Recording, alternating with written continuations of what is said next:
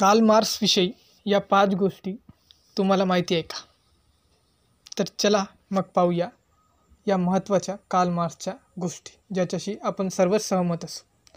गोष्ट पहिली, आज खूप सारे मुलं-मुली कारखान्यात काम करणे सोडून शाळेत जात असतील, तर ती कार्ल मार्क्सचे योगदान आहे. मुलं-मुलींनी मोफत शिक्षण मिळायला हवं, बालमजुरी थांबावी, असे मार्क्सने 1848 साली जर्मनीत लिहिलेल्या आपल्या कम्युनिस्ट मॅनिफेस्टो या ग्रंथात म्हटले आहे.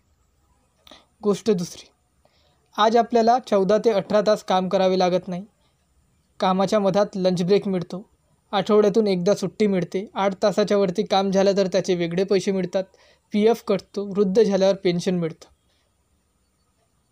हे सर्व ज्या गोष्टी, ह्या सर्व जे विचार ज्याच्या डोक्यातून आले असतील, तर तो व्यक्ती म्हणजे कार्ल मार्क्स. आणि म्हणूनच आज आपण सर्वांनी कार्ल मार्क्सला धन्यवाद म्हणायला हवं. भांडवलशाही समाजात लोकांना जगण्यासाठी त्यांचे श्रम विकायला कसे भाग पाडले जाते, याबद्दल कार्ल मार्क्सने लिहिले होते. मार्क्सच्या मते बहुतेक वेळा तुम्हाला तुमच्या मेहनतीनुसार मोबदला मिळत नाही आणि तुमचे शोषण केले जाते.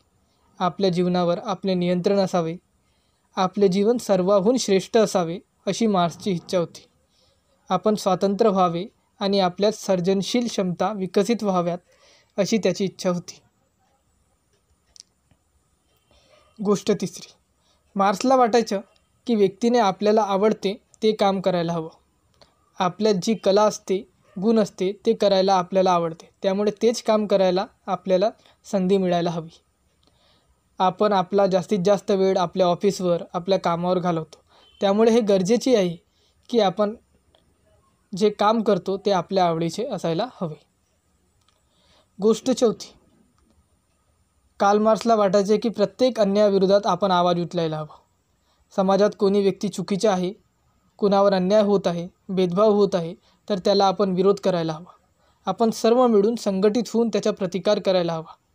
आज जे काही अधिकार मिळाले आहेत, कायदे झाले आहेत, हे प्रत्यक्ष व अप्रत्यक्षरित्या मार्क्सच्या विचारातूनच आले आहेत. गोष्ट पाचवी आणि शेवटची गोष्ट आणि सर्वात महत्त्वाची गोष्ट, सरकार, कॉर्पोरेट किंवा बिझनेस घराणे व मीडिया यांच्या गडजोड म्हणजेच पार्टनरशिपवर नजर ठेवायला पाहिजे, असं कार्ल मार्क्स म्हणतो.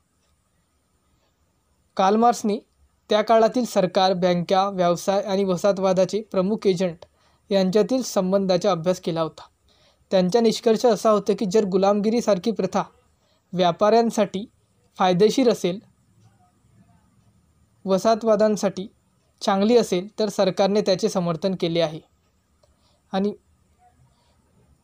म्हणूनच सरकार आणि जे मीडिया आणि जे कॉर्पोरेट घराणे आहेत, यांनी हातमिळवणी केली आहे, जेणेकरून दोघांनाही एकमेकांपासून फायदा मिळाला पाहिजे. आणि हे सर्व गोष्ट जनतेपर्यंत पोहोचू नये म्हणून त्यांनी मीडियाचा वापर केला आहे. आणि म्हणूनच मार्क्स म्हणतो की माध्यमांची ताकद कार्ल मार्क्सला कळली होती. लोकांच्या विचारसरणीवर प्रभाव टाकण्यासाठी, त्यांच्या विचारांवर नियंत्रण ठेवण्यासाठी एक